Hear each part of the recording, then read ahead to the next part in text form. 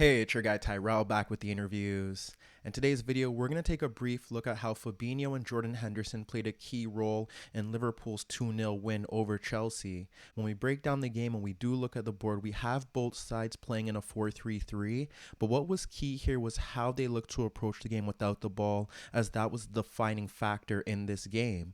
When we looked at Chelsea, they were dropping off in a 4-5-1, and they were looking to stay very narrow, looking to ensure that Liverpool couldn't play through that midfield zone. And when you look at their front three, what we end up seeing is that they have Havertz playing through the middle, and that was likely to have him deal with aerial duels and try to help Chelsea bypass Liverpool's press. But out in the wider areas, you have Werner and Mason Mount, who are able to drop deeper to track the movement of Alexander-Arnold and Robertson.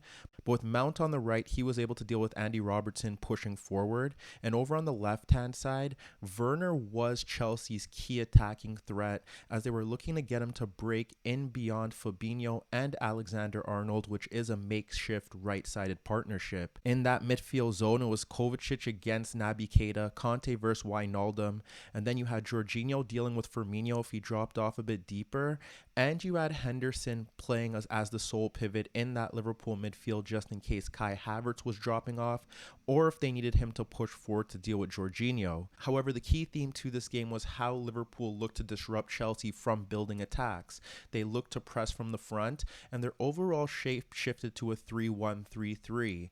They had Mane and Salah looking to step to the Chelsea center backs, but they were blocking off the passing lanes into Marcus Alonso and Reece James.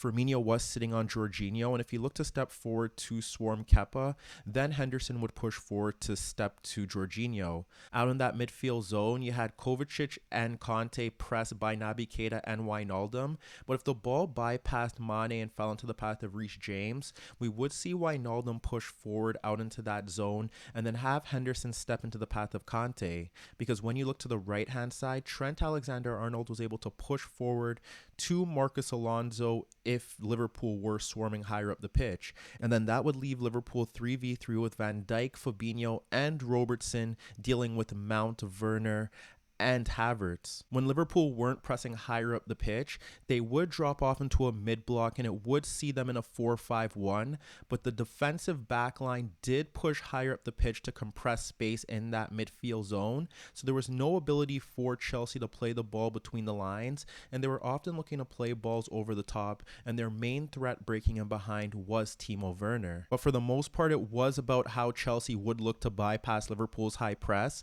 But there was one example in particular where you end up having Salah stepping into the path of Zuma, and Zuma ends up playing a loose pass across Alonso and conceding possession.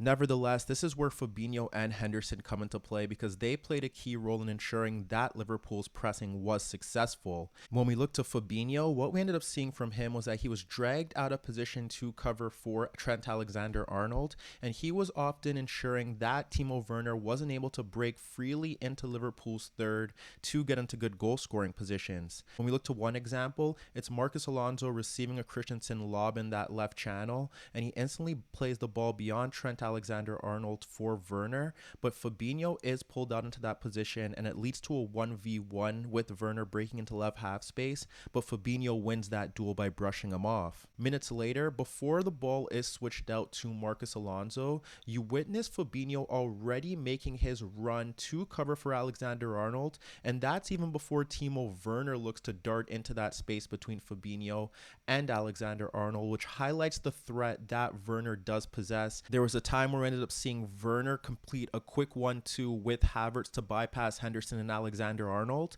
and as Werner brushed off Alexander-Arnold to break into Liverpool's half, it was Fabinho stepping forward to apply pressure and forcing Werner to slide the ball out into a wide right position. And then there were two separate scenarios where it looked like Werner would break into space into Liverpool's half, but there was one time where Fabinho stepped into a loose ball to ensure that Werner couldn't break down that left channel. And in that second half, after Thiago lost possession, Werner was able to skip by Keita to run at the Liverpool center backs, but Fabinho stepped into a challenge to halt that play. Meanwhile, when we look to Jordan Henderson, he played a key role in Liverpool's aggressive pressing. When we look to one example of Liverpool's pressing, you see Keita stepping to Kovacic when he receives the pass from Zuma.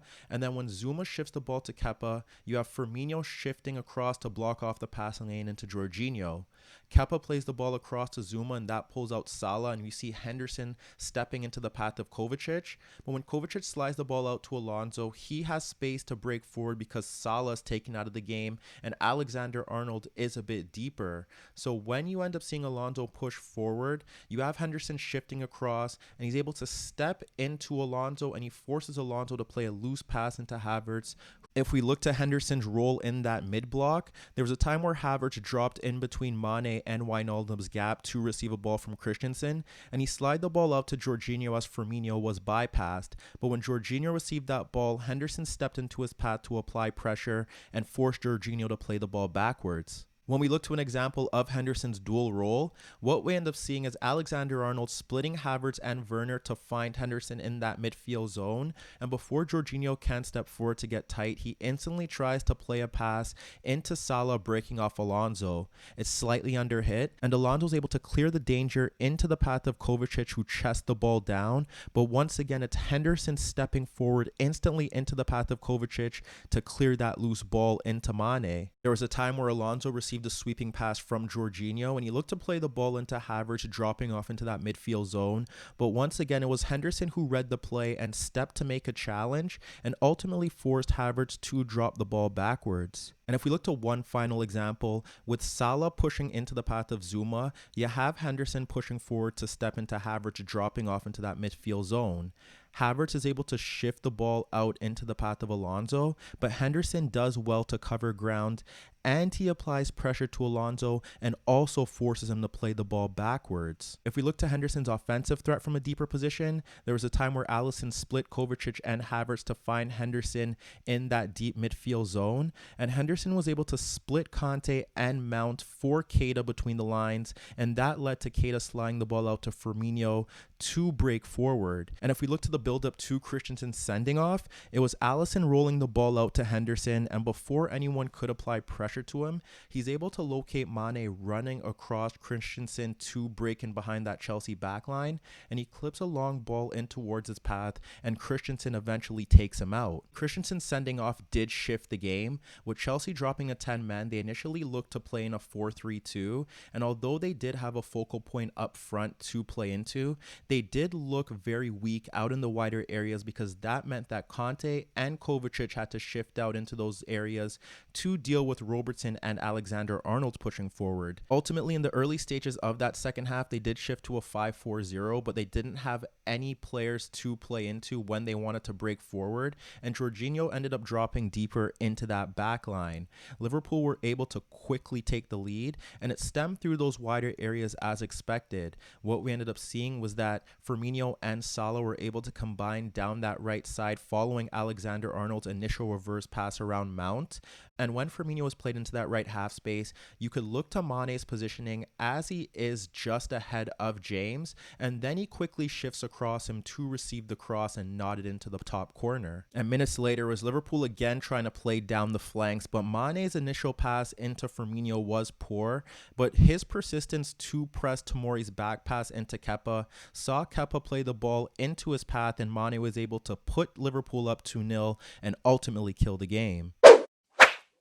Hi everybody, thanks for watching, and subscribe here for your latest tactical analysis and daily commentary on the InnerViews show. And if that wasn't enough, don't forget you could find more organic, unfiltered soccer/football analysis on the InnerViews podcast, the best soccer/football podcast in the world, available on iTunes, Spotify, iHeartRadio, Spreaker, and any Android apps on your Android devices.